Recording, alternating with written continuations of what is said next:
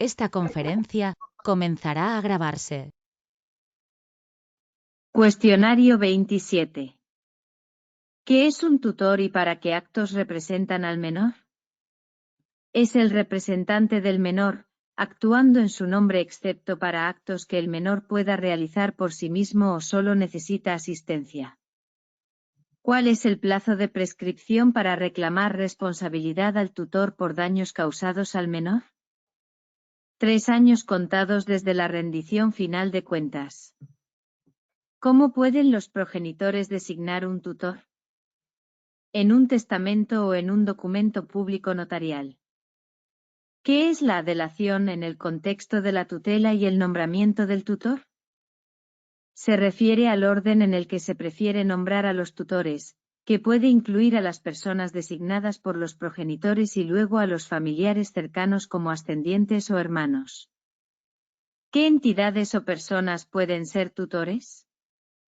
Las personas físicas que cumplan con las condiciones de aptitud y no estén inhabilitadas, y las fundaciones y otras entidades sin ánimo de lucro, públicas o privadas, que tengan como fin la protección y asistencia de menores, pueden ser tutores.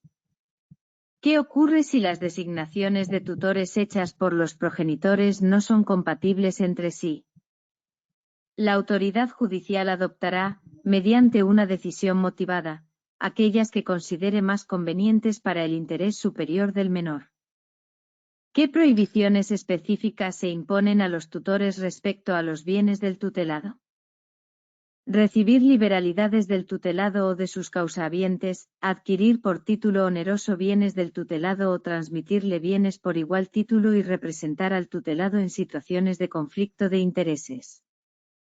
¿Qué ocurre si la persona designada como tutor ha sido previamente privada de la patria potestad? Las designaciones serán ineficaces si, en el momento de adoptarlas, quien las ha dispuesto ha sido privado de la patria potestad. ¿Cuáles son algunas de las obligaciones específicas del tutor con respecto al menor? Velar por el menor, procurarle alimentos, educarlo y procurarle una formación integral, promover su mejor inserción en la sociedad, y administrar su patrimonio con la diligencia debida, entre otras. En cuanto a la remuneración del tutor, ¿quién establece la cantidad y la forma de percibirla?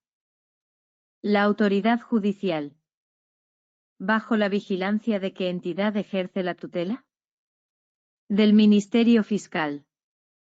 ¿Cuándo se extingue la tutela? La mayoría de edad, emancipación, adopción, muerte o declaración de fallecimiento del menor, o cambio en la situación de la patria potestad. ¿Cuál es el plazo para la rendición final de cuentas por parte del tutor una vez que cesa en sus funciones? 3 meses, prorrogables si hay justa causa. ¿Qué ocurre con la retribución del tutor en caso de que el patrimonio del menor no lo permita? El tutor no recibe una retribución si el patrimonio del menor no lo permite. ¿Cuáles son los derechos remuneratorios del tutor? El tutor tiene derecho a una retribución, si el patrimonio del menor lo permite, y al reembolso de gastos justificados, que quedarán satisfechos con cargo al patrimonio del menor. ¿Cuál es la función de la autoridad judicial respecto a la tutela?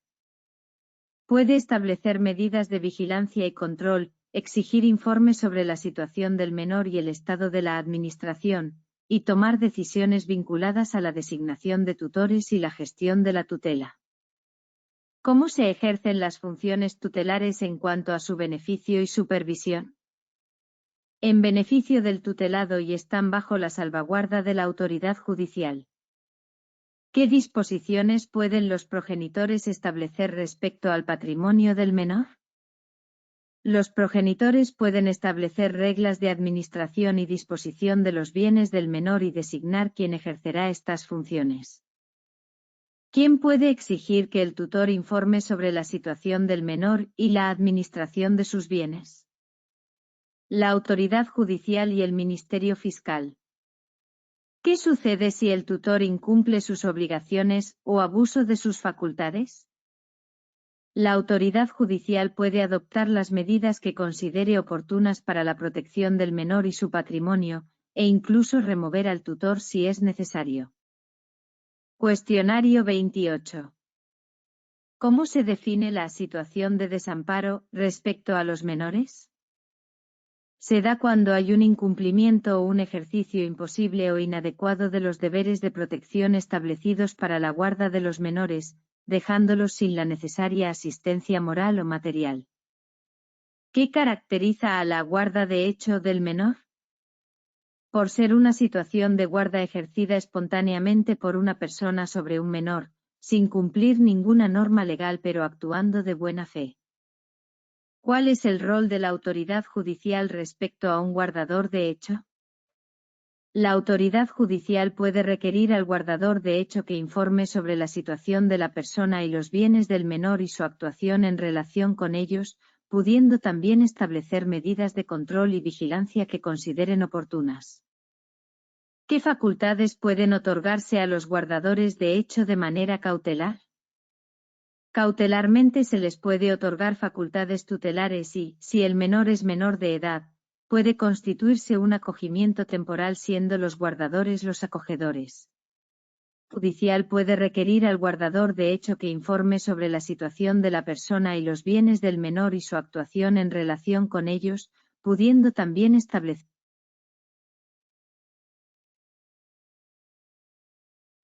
¿Qué tipo de actos realizados por el guardador de hecho en interés del menor o presunto incapaz no pueden ser impugnados? Los actos que redunden en utilidad para el menor o presunto incapaz. En la guarda legal con entrega voluntaria, ¿por cuánto tiempo como máximo puede la entidad pública EPE asumir la guarda del menor? Durante un tiempo necesario que no podrá sobrepasar 2 años como plazo máximo, salvo que el interés superior del menor aconseje, excepcionalmente, la prórroga de las medidas. ¿Qué debe contener la entrega voluntaria de la guarda de manera escrita? Debe constar que los progenitores o tutores han sido informados de sus responsabilidades continuas respecto al menor y de cómo la guarda será ejercida por la EPE, garantizando especialmente a los menores con discapacidad la continuidad o adopción de apoyos especializados adecuados a sus necesidades. ¿Qué ocurre cuando la EPE constata una situación de desamparo en su territorio? Asume por ley la tutela del menor y debe adoptar las medidas de protección necesarias para su guarda, informando al Ministerio Fiscal y, si aplica, al juez que acordó la tutela ordinaria. ¿Cuáles son algunas de las circunstancias bajo las cuales puede cesar la tutela de la EPE sobre menores en situación de desamparo? Puede cesar cuando el menor se ha trasladado voluntariamente a otro país, cuando el menor se encuentra en otra CA o cuando hayan transcurrido 12 meses desde que el menor abandonó voluntariamente el centro de protección y se encuentra en paradero desconocido. ¿Cómo se describe la notificación de la declaración de la situación de desamparo a los afectados? Debe ser notificada de manera legal a los progenitores, tutores o guardadores y al menor, si tiene suficiente madurez o si es mayor de 12 años, de forma inmediata y sin sobrepasar un plazo máximo de 48 horas, con información clara, comprensible y en formato accesible, y preferentemente de forma presencial cuando sea posible. ¿Qué implica la asunción de la tutela por parte de la EPE? Conlleva la suspensión de la patria potestad o de la tutela ordinaria, aunque los actos de contenido patrimonial realizados por los progenitores o tutores en representación del menor y que sean en su interés seguirán siendo válidos. En el contexto de la acogida familiar o residencial, ¿qué se tiene en cuenta respecto al menor? Deberán ser seleccionadas personas o instituciones adecuadas a las necesidades del menor, y el menor debe ser oído si tiene suficiente madurez y, en cualquier caso, si es mayor de 12 años. ¿Cómo se promueve el interés del menor en relación con su familia de origen? Se busca siempre su reintegración en la familia de origen, cuando no es contrario a su interés y se prioriza que la guarda de los hermanos se confíe a una misma institución o persona para que permanezcan unidos. ¿Cuándo y cómo el EPE debe revisar las medidas de protección de los menores? Al menos una vez al año por la EPE, evaluando las circunstancias que dieron lugar a la medida y las condiciones actuales del menor. ¿Qué medidas se deben tomar para prevenir o detectar casos de maltrato en los centros de protección de menores? Se deben establecer protocolos específicos de actuación ante situaciones de riesgo o desprotección de los menores en los centros, garantizando canales efectivos de participación, escucha y denuncia para los menores y ofreciendo una formación adecuada al personal que trabaja en estos centros. Cuestionario 29. ¿En qué situaciones la entidad pública EP puede asumir la guarda del menor según un acuerdo judicial? Cuando el juez lo acuerde adoptando la medida de protección correspondiente para el bienestar del menor. ¿Cuáles son las modalidades en que se puede efectuar la guarda de un menor?